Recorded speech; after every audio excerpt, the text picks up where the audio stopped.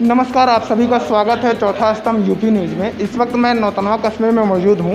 यहाँ पर जो नौतनवा विधानसभा अध्यक्ष हैं मनोज यादव, समाजवादी युवजन सभा के, उनके द्वारा एक कार्यक्रम का आयोजन किया गया है और इस कार्यक्रम में मुख्य अतिथि के रूप में शामिल हुए समाजवादी युवजन सभा के प्रदेश सचिव बलेंदु यादव जी। उनसे हम बात करते हैं कि किस प्रकार का यह कार्यक्रम रहा। सर, किस प्रकार का कार्यक्रम?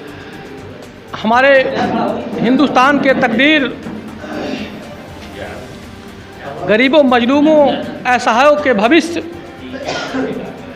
उत्तर प्रदेश ही नहीं देश के भविष्य परम आदरणीय श्री अखिलेश यादव जी के आह्वान पर उत्तर प्रदेश युवजन सभा के प्रदेश अध्यक्ष आदरणीय अरविंद गिरी जी के निर्देश पर हमें इस महाराजगंज जनपद के युवजन सभा के संगठन को चुस्त और दुरुस्त बनाने के लिए समीक्षा करने के लिए मुझे यहाँ भेजा गया है।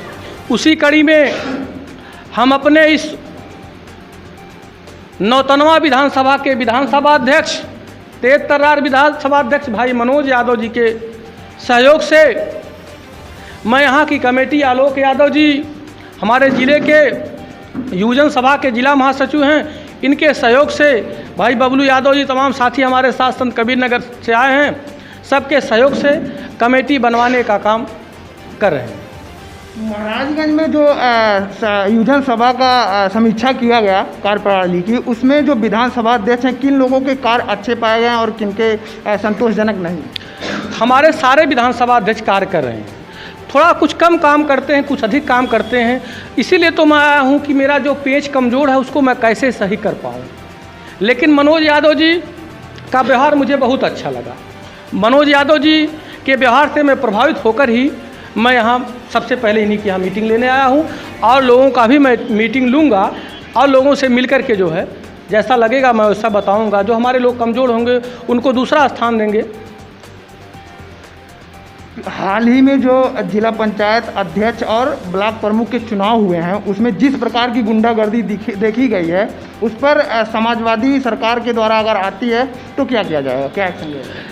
हमारी सरकार जब बनेगी तो ये जो लोकतंत्र का जो हनन हुआ है, जो क्षेत्र पंचायत, जिला पंचायत सदस्यों के साथ उत्पीड़न करके ज़बरदस्ती जो जिला पंचायत अध्यक्ष, ब्लॉक प्रमुख का जो लोकतंत्र को लूटने का काम किया गया है, निश्चित तौर पर हमारे नेता आदरणीय अखिलेश यादव जी निष्पक्ष चुनाव करवाएंगे और जो लोकतंत्र में जिसकी सहभागिता होगा, जिसको क्षेत्र पंचायत सदस्य, जिला पंचायत सदस्य अपना नेता चुनेंगे, और निश्चित तौर पर समाजवादी सरकार आने के बाद फिर हम लोग शांतिपूर्ण ढंग से चुनाव करवाने का काम करेंगे। जिस तरीके से महंगाई और भ्रष्टाचार या जो गुंडई है सत्तारूढ़ सरकार द्वारा, जिसका आरोप बार बार समाजवादी लगाती रही है, उसके खिलाफ जो समाजवादी कार्यकर्ता हैं वो लगातार सड़कों पे उतर रहे हैं, लाठियाँ खा रहे हैं, न्यूज़ में आ रहा है लगातार।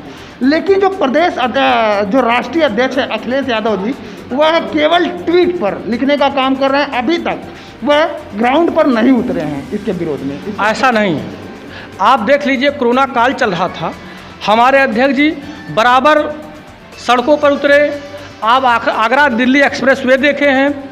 ये सरकार लोगों के ऊपर अनावश्यक रूप से, इसके पास एक मुद्दा मिल गया था कोरोना काल में, लॉकडाउन करके हमारे कार्यकर्ताओं के ऊपर फर्जी मुकदमा लगाने का एक काम कर रहे थे। अगर हमारे नेता आदरणीय अखिलेश यादव जी सड़क पर निकल जाते तो ये लाखों करोड़ों की भीड़ हो जाती। तो ये प्रशासन के लोग वो भीड़ को नियंत्रित नहीं कर पाते।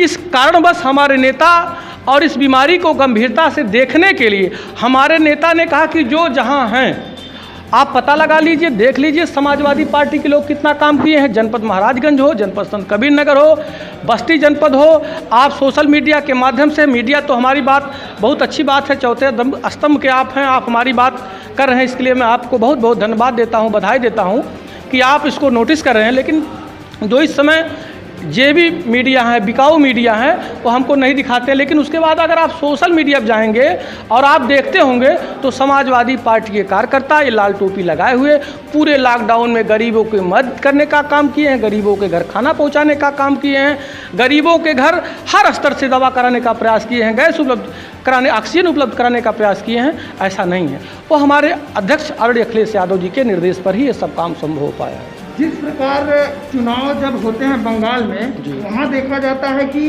जो बीजेपी के कार्यकर्ता होते हैं, उनके सपोर्टर होते हैं, तृणमूल कांग्रेस के द्वारा उनका अपहरण या बमबाजी की जाती है।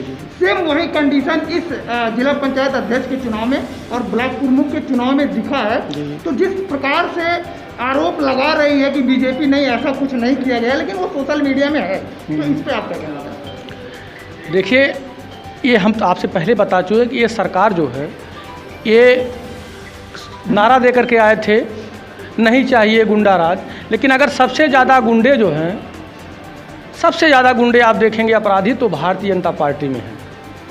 तो केवल ये लोग कहने के लिए बहुत कुछ कहते हैं, करते सब यही हैं। और आप देख ही रहे हैं डकैती डाले हैं लोकतंत्र में। ये चुनाव गिने चुने लोगों का चुनाव था।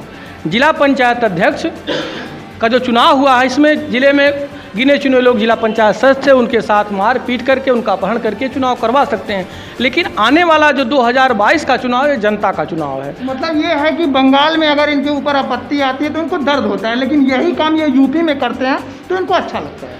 एकदम सही आपने कहा, एकदम लोकतंत्र की जो हत्या उत्तर प्रदेश में करना चाहते हैं ये लोग, जो इनके दल में चला जाता है और इनके पास ये गंगा जल है उससे साफ कर देते हैं। ये जातवाद का नारा लगाते थे, समाजवादी पार्टी की सरकार एक जात विशेष की है, लेकिन जब इनकी गवर्नमेंट बनी तो सर्व समाज के लोगों ने इनको वोट दिया। लेकिन आप देखते रहे होंगे किसी एक जात विशेष के लोग थाने में, जो आप दरोगा देखेंगे वो भी किसी जात विशेष के होंगे। एक समय ऐसा था कि हमारे उत्तर प्रदेश में 60 कलेक्टर केवल एक जात विशेष के लोग थे। कोई दलित अगर रहा होगा, उसके नाम के आगे सरनेम महाराज जी अजय सिंह बिष्ट के नाम से जुड़ा अगर उसका सरनेम होगा, तब भी उसको जिले का चार्ज दे दिया जाता था। केवल एक कहते हैं दूसरे के लिए, काम वही ये करते हैं, उससे ज़्यादा बढ़ चढ़ के लोग काम करते हैं। वर्तमान में जो महंगाई लगातार बढ़ रही है, पेट्रोल डीजल, जो घरेलू गैस हैं, उस पर आप क्या कहना चाहते हैं? उस पर यही कहना चाहूँगा कि जो बढ़ रहे हैं उस उचित नहीं है। गरीबों के ऊपर मार ज़्यादा पड़ रही है।